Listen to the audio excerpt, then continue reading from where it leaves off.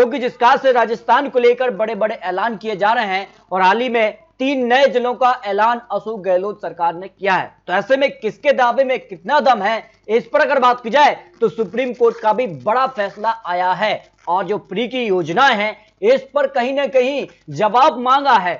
तो केंद्र सरकार हो, मध्य प्रदेश सरकार हो या राजस्थान सरकार हो, लेकिन चुनाव के एन वक्त पहले जो बड़ी बड़ी योजनाएं हैं, फ्री की योजनाएं हैं, इनको लेकर सुप्रीम कोर्ट का बड़ा फैसला आया है। और ऐसे में अब क्या कुछ आंकड़ा बनेगा राजस्थान को लेकर, प्रधानमंत्री मोदी जी ने बड़ी बड़ी ऐलान किए हैं। ऐसे में किसका आंकड़ा किसके पक्ष में जाएगा, क्योंकि राजस्थान में हर 5 साल में सत्ता बदलती है, उस हिसाब से इस बार किसका पलड़ा भारी है, क्योंकि नई नई योजनाएं सामने आ रही हैं और जिस कहा से प्रधानमंत्री मोदी जी यहां पर राजस्थान को लेकर चुनावी मैदान में हैं। जबकि परिवर्तन यात्रा से राजस्थान में क्या बदलेगा, सत्ता परिवर्तन किसके पक्ष में कौन जाएगा, इसको लेकर महत्वपूर्ण आंकड़े सामने आ चुके हैं। राजस्थान विधानसभा सीटों का गणित अगर आपको दिखाएं सीटों के हिसाब से तो 141 सीटें सामान्य से आती हैं, 200 सीटें राजस्थान में विधानसभा चुनाव की हैं।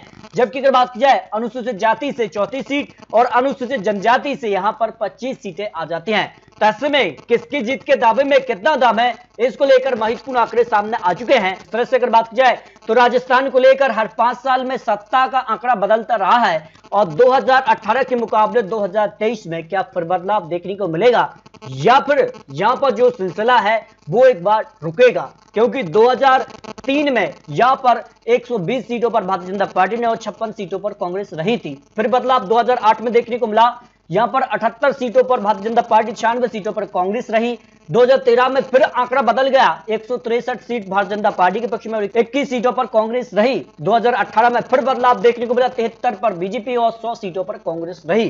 तो क्या 2023 में भी बदलाव देखने को मिलेगा, इसको लेकर कुछ महत्वपूर्ण आंकड़े और ओपिनियन पोल के आंकड़े सामने आ चुके हैं, 5 रीजन के आंकड़े और अंत में फाइनल ओपिनियन पोल। उस हिसाब से राजस्थान में किसकी सरकार बनेगी।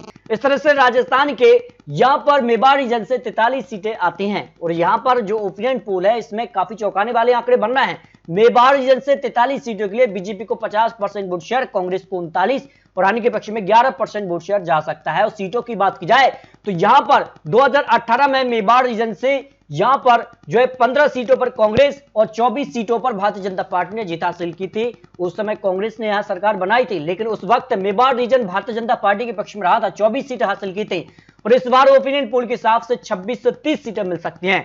वही कांग्रेस को 12 से 16 सीट की संभावना हो सकती है, अन्य के पक्ष में भी 0 से 2 सीट की संभावना यहां पर दिखाई दे रही है। जबकि अगर बात की जाए मारवाड़ रीजन भी 60 सीटें आती हैं और यहां पर भी ये रीजन भी काफी महत्वपूर्ण होता है और हार जीत के बीच अहम कड़ी माना जाता है। और यहां पर किसका पलड़ा भारी नजर आ रहा है, और मारवाड़ रीजन से 61 सीटों के लिए बीजेपी को 42% वोट शेयर तो कांग्रेस को 40 और अन्य के पक्ष में 18% वोट शेयर जा सकता है। उस हिसाब से अगर बात की जाए तो यहां 2018 में 31 सीटों पर कांग्रेस ने जीत हासिल की थी, जबकि 23 सीटों पर भारतीय जनता पार्टी ने जीत हासिल की थी। यहां पर बात की जाए तो 7 सीटें अन्य के पक्ष में भी रही थी। इस बार ओपिनियन पोल के हिसाब से भारतीय जनता पार्टी को 30 से 34 सीटें मिल सकती हैं, वही कांग्रेस 25 से 29 सीट और अन्य के पक्ष में 0 से 4 सीट की संभावना मारवाड़ रीजन को लेकर ओपिनियन पोल के आंकड़े सामने आ रहे हैं। हड़ौती रीजन भी 17 सीटों पर महत्वपूर्ण आंकड़ा बनता है, 53% vote share Bharatiya Janata party के साथ, कांग्रेस के साथ 44% और अन्य के पक्ष में 3% वोट शेयर जा सकता है।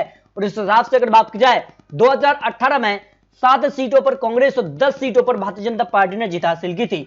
और इस हिसाब से अगर ओपिनियन पोल की बात की जाए तो भारतीय जनता पार्टी को 9 से 13 सीट जा सकती हैं, वही कांग्रेस को 4 से 8 सीट, अन्य के पक्ष में 0 से 1 सीट की संभावना यहां पर दिखाई दे रही है। जबकि डोडा रीजन से 58 सीटें आती हैं और यहां पर 46% वोट शेयर बीजेपी के साथ और कांग्रेस के साथ यहां 42% और अन्य के पक्ष में 12% वोट शेयर जा सकता है। उस हिसाब से सीटों की बात की जाए तो डोडा रीजन से 58 सीटों के लिए 2018 में 35 सीटों पर कांग्रेस ने जीत हासिल की थी, जबकि भारतीय जनता पार्टी को केवल 10 सीटें ही मिली थी और अन्य के पक्ष में यहां पर जो है करीब 12 सीटों पर जीत की संभावना रही थी। इस तरह से अगर बात की जाए ओपिनियन पोल के हिसाब से तो बीजेपी को यहां 31 से 35 सीटें जा सकती हैं और कांग्रेस को 23 से 27 सीट, आने के पक्ष में या 0 से 2 सीट की संभावना ओपिनियन पोल के हिसाब से लगाई जा रही है। यानी सीधे तौर पर यहां पर कांटे की टक्कर देखने को मिल सकती है। शेखावटी रीजन भी महत्वपूर्ण है, 21 सीटें आती हैं और यहां पर भारतीय जनता पार्टी को 43% वोट शेयर जा सकता है, कांग्रेस को यहां 45% और अन्य के पक्ष में 12% वोट शेयर जाने की संभावना दिखाई दे रही है। और सीटों की बात की जाए तो 2018 में इस रीजन पर कांग्रेस ने 17 सीटों पर जीत हासिल की थी, तीन ही सीटों पर भारतीय जनता पार्टी ने और एक सीट जहां पर अन्य के पक्ष में रही थी। और इस बार ओपिनियन पोल के हिसाब से 8 से 12 सीटों पर भारतीय जनता पार्टी और या कांग्रेस को 9 से 13 सीट और अन्य के पक्ष में 0 से 1 सीट की संभावना। और राजस्थान को लेकर जो ओपिनियन पोल यहां पर जारी हुआ है उस हिसाब से लगाया जा रहा है। इस हिसाब से अगर बात की जाए तो 200 सीटों का जो फाइनल ओपिनियन पोल, अगर वोट शेयर की बात की जाए तो 46% वोट शेयर बीजेपी के साथ, कांग्रेस को 41% और इनके पक्ष में 13% वोट शेयर जा सकता है। वहीं सीटों की बात की जाए तो बीजेपी के लिए 109 से 119 सीटों पर जीत की संभावना दिखाई दे रही है, कांग्रेस को 78 से 88 और अन्य के पक्ष में 1 से 5 सीट की संभावना सी वोटर ओपिनियन पोल के हिसाब से लगाई जा रही है। यानी सीधे तौर पर माना जा रहा है कि एक बार फिर से बदलाव देखने को मिल सकता है, क्योंकि हर 5 साल में यह सत्ता परिवर्तन देखने को मिलता है।